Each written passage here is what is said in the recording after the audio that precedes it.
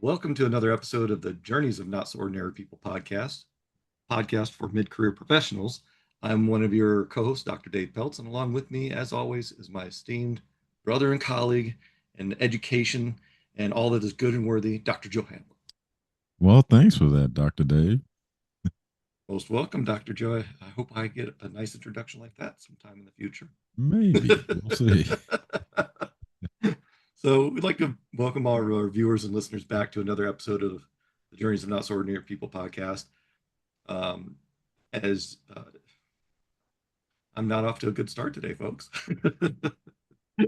So I would like to thank all of our viewers and listeners for joining us in another episode of the podcast. And if this is your first time, we hope you get something good or great out of it. If you're a returning viewer listener, thank you for your support, continued support.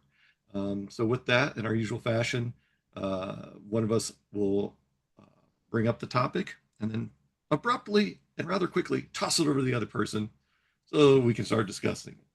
So our topic for today is, are you doing what you need to be doing? Now, to put this in kind of context, last week's was last week's episode was, why are you doing what you do? So this week is, we're asking the question, are you doing what you need to be doing? So Dr. Joe, take it away. That is a very good question. I really like to start with, how do we know what we need to be doing? I'd start with, do you have an idea of where you're trying to go? Have you set a goal for yourself? Have you says this is where I want to be? Month, a year, 10 years. But I think that's where it should start, is you identifying where you're trying to go. Because if not, then we've made this analogy many times before. It's like jumping in a car, headed to a destination, but you don't choose a route. You haven't done any research. You're just going. Again, just jumping in a car and heading in one direction and hope you get to your target. So that's kind of where you end up if you don't have a goal. So that's where I'd like to start, is having to identify where you're trying to go, because then you can do that reverse engineering thing where you think about that future state and then start to back up, or go backwards and identify all the steps it takes to get there.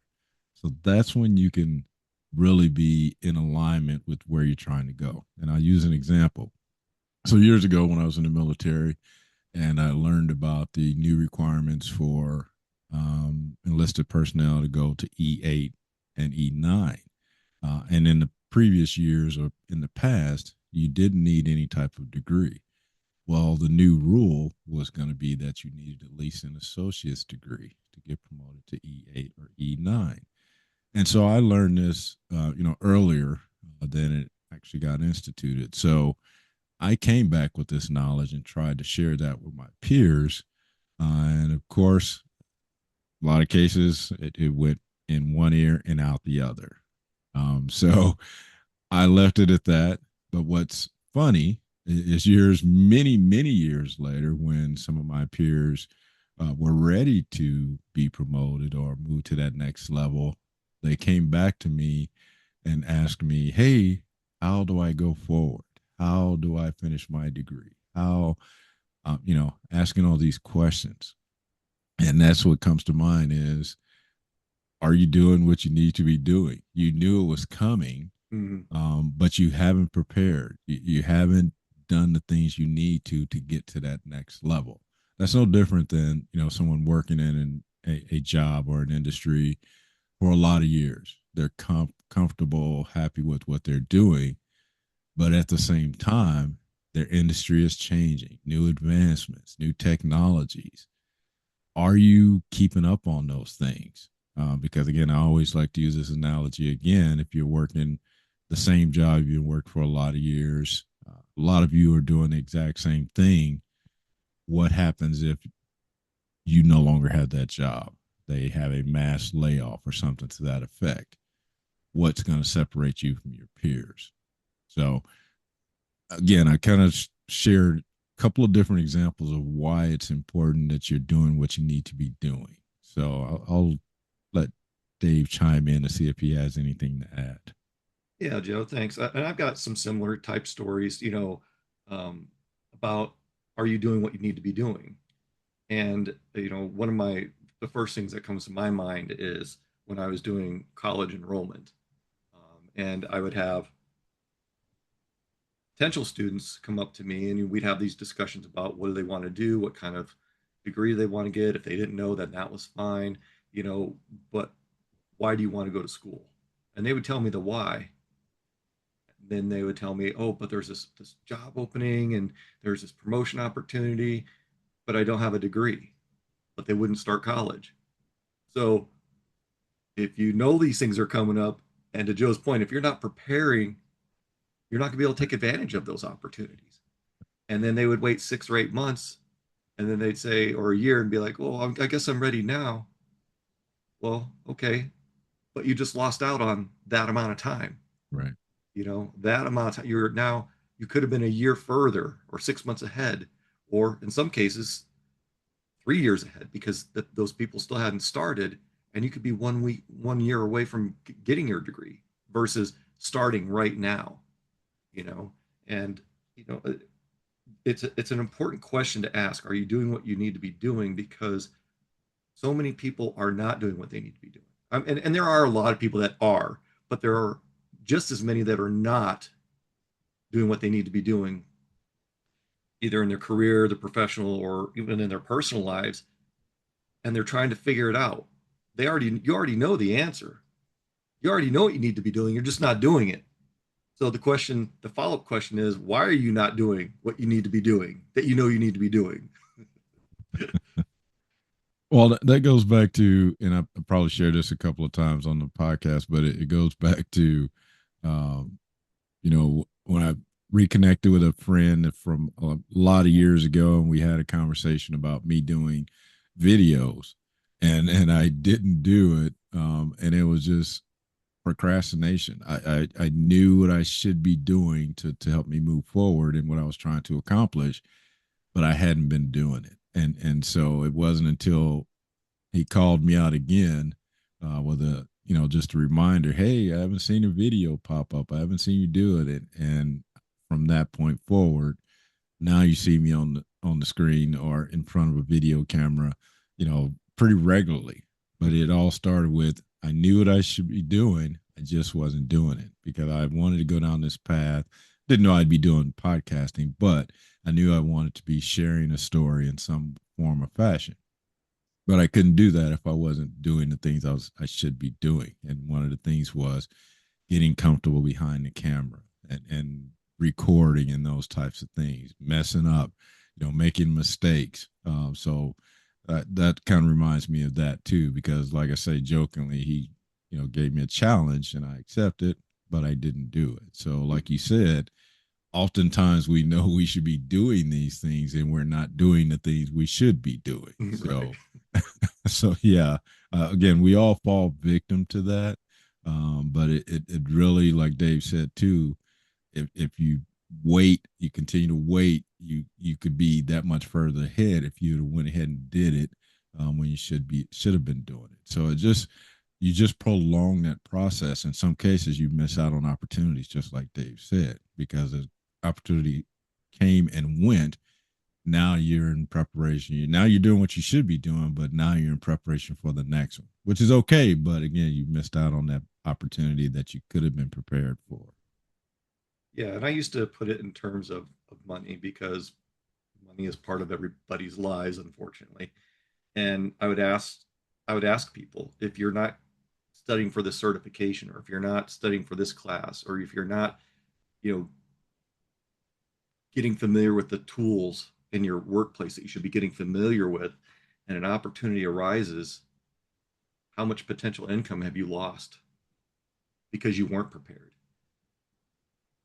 And that tends to resonate with a lot of people because, oh, it's only going to take 8 weeks or 6 weeks to get that certification, or to 2 weeks to get up on that new tool or process, and then the opportunity comes and you haven't done it, and maybe you missed that promotion or that certification to get you that pay raise, you know.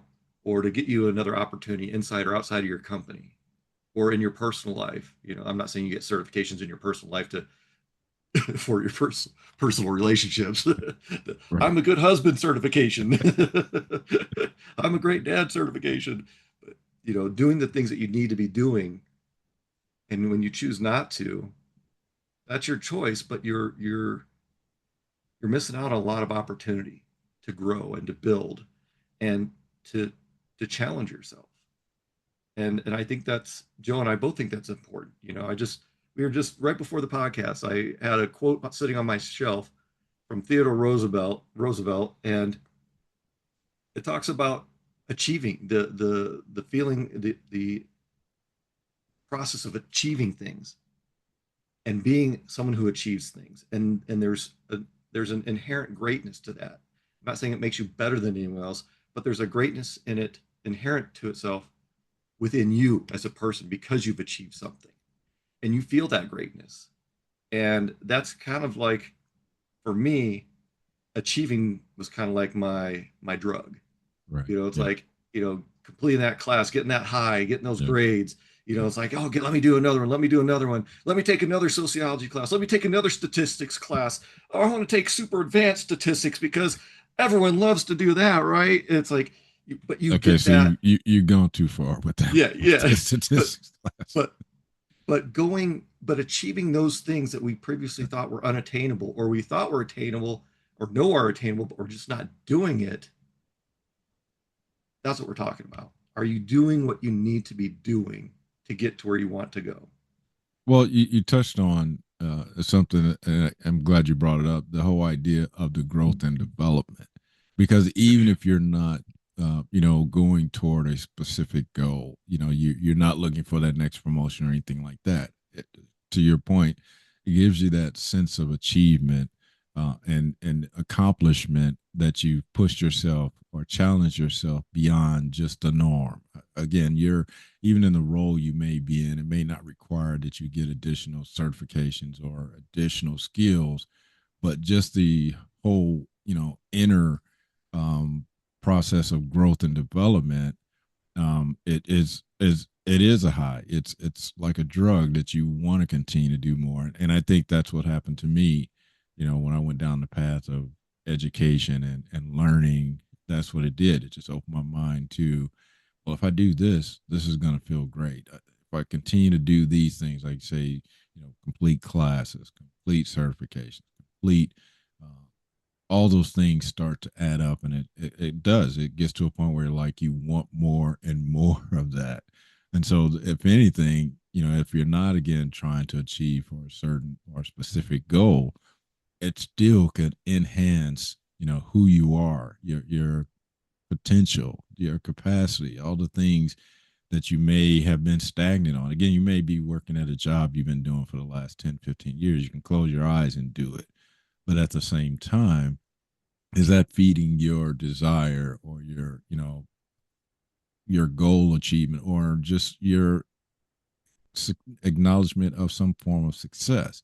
So, again, you don't have to have a specific goal, but just the whole idea that you're still learning, you're still growing, you're still developing, it is very important. And like I say, you may be at your perfect job, your perfect position, but this can still enhance your life in other ways. And so Mm-hmm. I think that's glad you brought that up about the growth and development piece. We don't grow unless we push ourselves, unless we challenge ourselves, unless we acquire new knowledge and information that forces us to think differently about a situation. Because again, you might have been doing the same job for 10 or 15 years.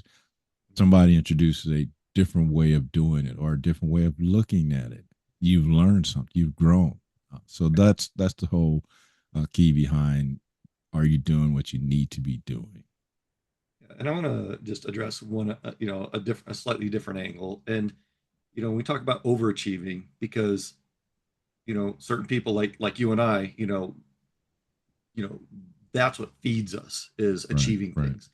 And when you look at some people's credentials, some people kind of cock their head or like questioning how could this person have done all these things? Because That's our choice. We chose to do those things. We were committed to doing those things. We were committed to making improvements in the workplace or bettering the process or getting the promotions or getting the education or certifications. We are committed to writing books and all these other things. So, yes, it can be done. Just because someone has 20 things and you have one thing doesn't mean that they weren't actually doing it. I haven't climbed Mount Everest. I don't want to, but Right. you know, if you've talked to someone who's climbed Mount Everest or circumvented the world or done the Great Wall of China, you might think, well, how did they do that? They couldn't have possibly done that. Well, obviously they did. Or, people that do marathons. Oh, you couldn't have done that many marathons. Why? Because you couldn't do that many marathons?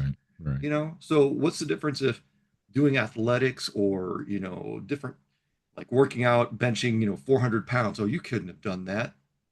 Well, maybe I could have, and you chose not to, but I was committed to that. And that's Right. what this boils down to when we ask, are you doing what you need to be doing? There's definitely a huge commitment piece to Right. that and follow through with it as well. Yeah. Well, David, looks like we're time to post our weekly challenge. And so this week's weekly challenge is create a list of 3 things you should be doing. So this kind of goes back to, have you defined where you're trying to go or what you're trying to accomplish? So that will be helpful if you already have that in mind. Then you can kind of identify the 3 things you need to do. But as we also said, if you don't have a specific goal or anything in mind, you still can create a list of things that you want to do, or should be doing, even if it's your current role or job that you're doing. There's 3 things you could probably be doing or you should be doing. So just keep that in mind. Like I said, if you don't have any specific goal or achievement, aligned or identified, you still can use this question or this challenge to help you maybe fall into what you want to achieve or the goal you want to pursue.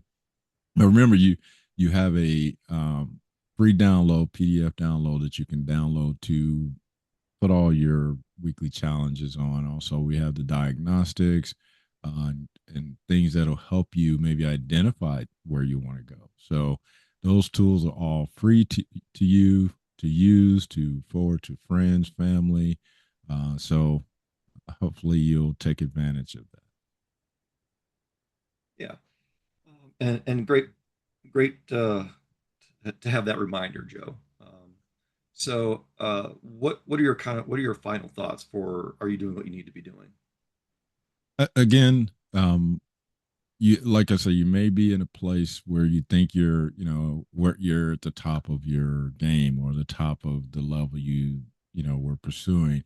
I think it still goes back to, we can always learn, we can always grow, we can always develop, but we really have to have an open mind to that. So regardless of where you think you are, your accomplishments, you may have checked off every goal or achievement you had set for yourself, but I think there's still opportunities beyond that.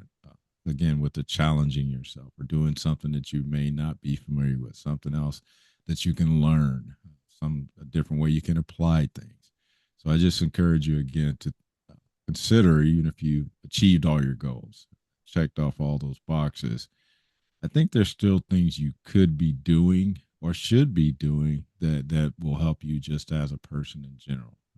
It's just like Dave said, if you want to get that best husband certification or that best dad or parent certification, there's still opportunities for you to do that. So, Yeah, a great way to wrap things up, Joe. Um, so we'd like to thank all of our viewers and listeners for supporting this podcast. Again, if you enjoy our podcast, if you've listened to it, give us a like, share. Um, yeah, like, share, follow. All the good stuff that what we're wanting. I guess what we're wanting to get out of it, because that means that we have impact. Thank you again for supporting us. And if this is your first time, we hope you got something out of it. Hope you had a little fun with some of our little goof ups and hiccups. They're not intentional. We don't pre-script it, so it's just that it's life. It happens. So, so until next time, we want you to continue being you're not so ordinary. You.